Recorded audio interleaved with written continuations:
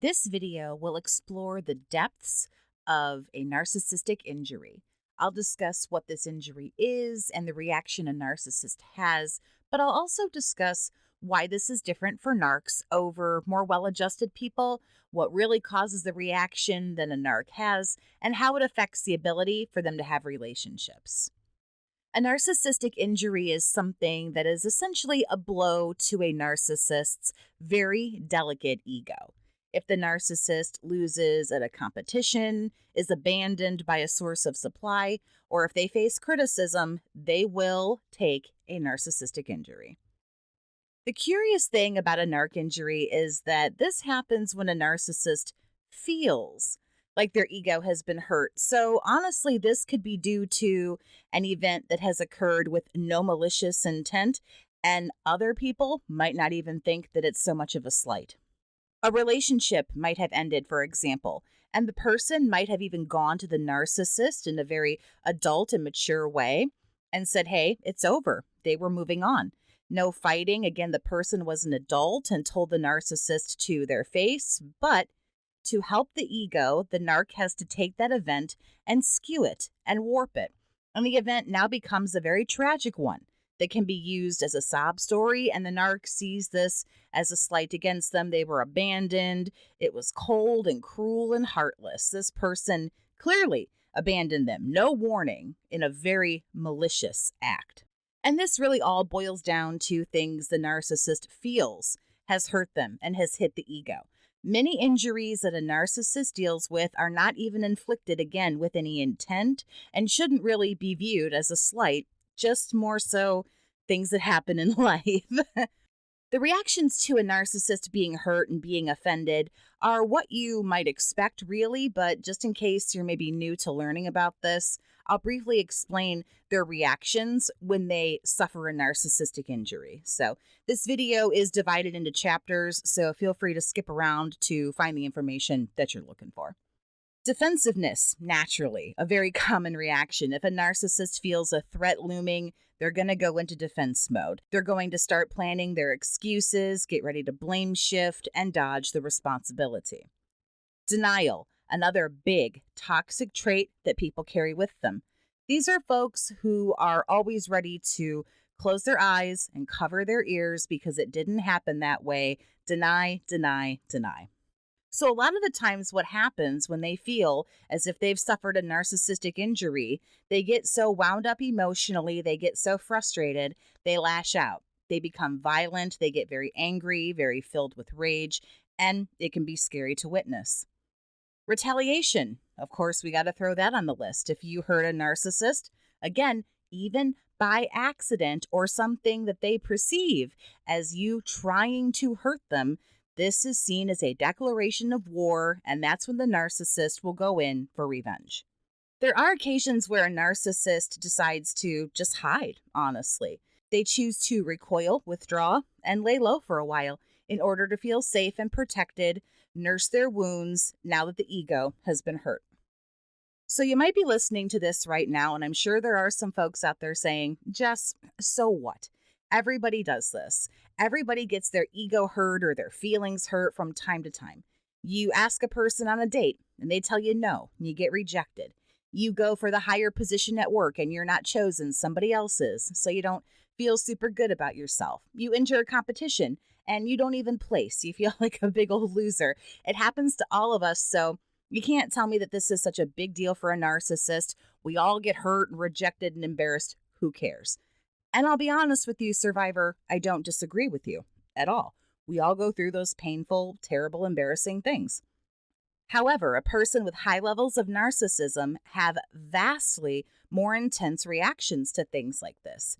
Everything that happens to a narcissist will always hit them like 1,000 times harder than it would hit a more healthy, well-adjusted person.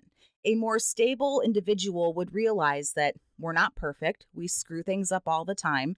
That's human. Rejection happens. We shouldn't take it personally. There's a lot in life that we shouldn't take personally because it just isn't. But a narcissist, if they have high levels of narcissism and potentially the disorder, they feel, of course, that they're perfect. They should never be rejected. They should win everything. They deserve everything. And these very powerful delusions that these folks suffer from cause the hurt and the injuries. There are plenty of opportunities throughout our life when something bad happens. We might be hurt, sure, but as we grow up, we begin to reflect and grow, and again, learn not to be so easily offended and not to take things so personally. And we learn this as we grow up. We're not able to emote so much as kids. We're angry all the time. All these things are happening. We have that maturity. We have that emotional maturity. We grow up.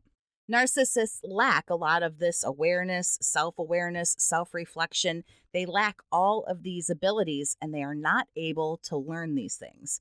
Also, the fact they have no empathy also gets thrown into the mix. They can't understand how anybody else feels and they don't really care. Nobody else is ever allowed to be hurt. No one hurts as much as they do. You know how it is when you're dealing with someone who has no empathy. But again, I have to impress on people that this is a disorder. This particular disorder is very selfish in nature. These people have a very hard time being emotionally mature, growing up. They stay continuously offended and hurt and bothered by everything. And since this is such a delicate person to deal with, narcissists naturally are very grudge-holdy people and they can stay mad much longer than the average person. So even if something bad happens, it might cause you anger and you got to wait a little bit, might take some time, but you'll make peace with it. And you'll make peace with it long before a narcissist does.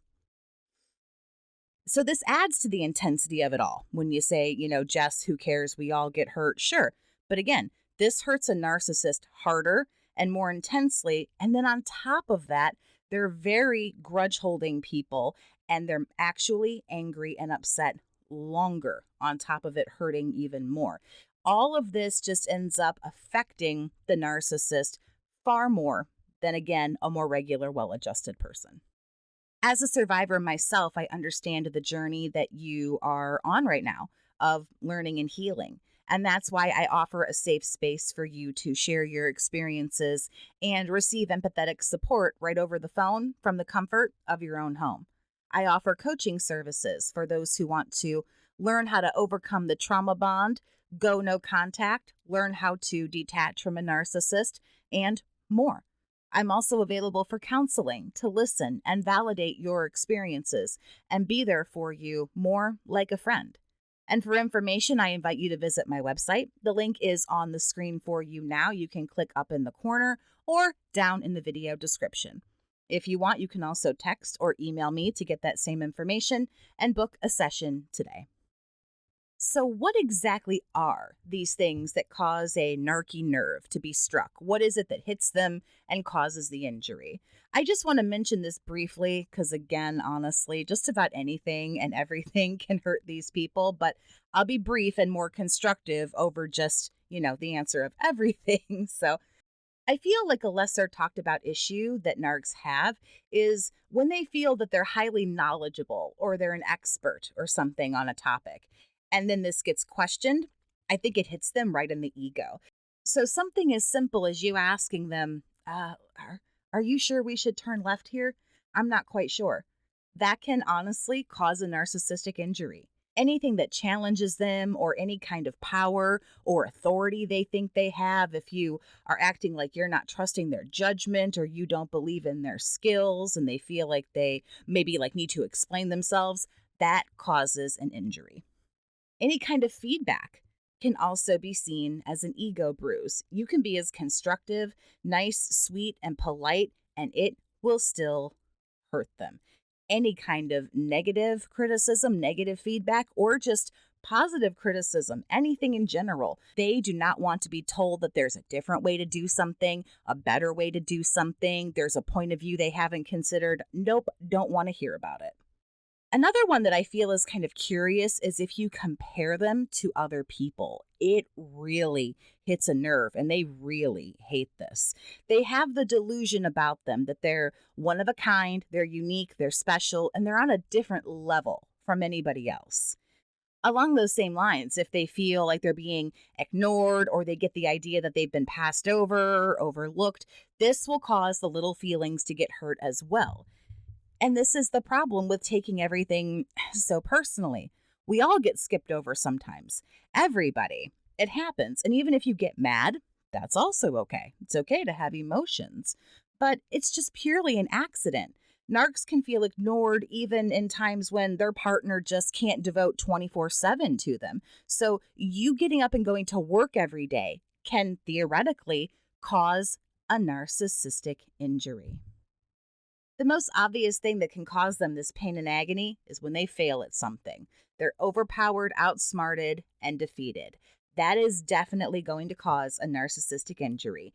Anything that makes them feel or look weak or stupid. So, moving on from all of that, why does this happen? What are the real reasons why they feel so personally attacked when the waiter takes too long to circle back around and ask them how their meal was? Like, how do we get here?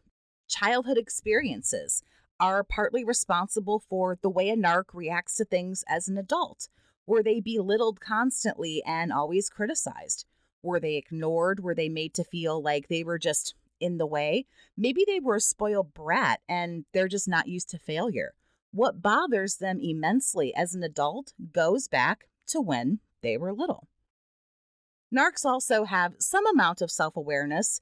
Some have less than others. There's also no self reflection. So, knowing this, when something hurts and bothers a narcissist, they never figure out why it bothers them. And why it bothers them can never just be them. Unfortunately, for folks like this, they don't grasp that things bother them because they have an insecurity or a weakness or something about them. It's always seen as an attack because it can never be them. It has to be somebody else's fault. Someone is intentionally hurting them, someone is doing this to them. It is always somebody else. Narcissism is also just all about the grandiosity. And if something makes them feel less than wonderful and amazing, again, it's seen as an attack and it causes an injury. Also, a loss of control can do the exact same thing. They need to feel in charge every day, all day long. If that gets taken away, or if they feel as if they're going to lose power, that can hit the ego as well. We also just have to address the most obvious elephant in the room.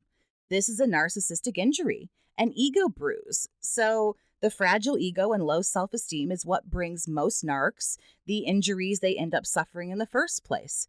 If they're not getting validation and attention from something and the ego isn't boosted, this can cause massive amounts of pain. And as you might expect, this can take a drastic toll on relationships that narcs have with others.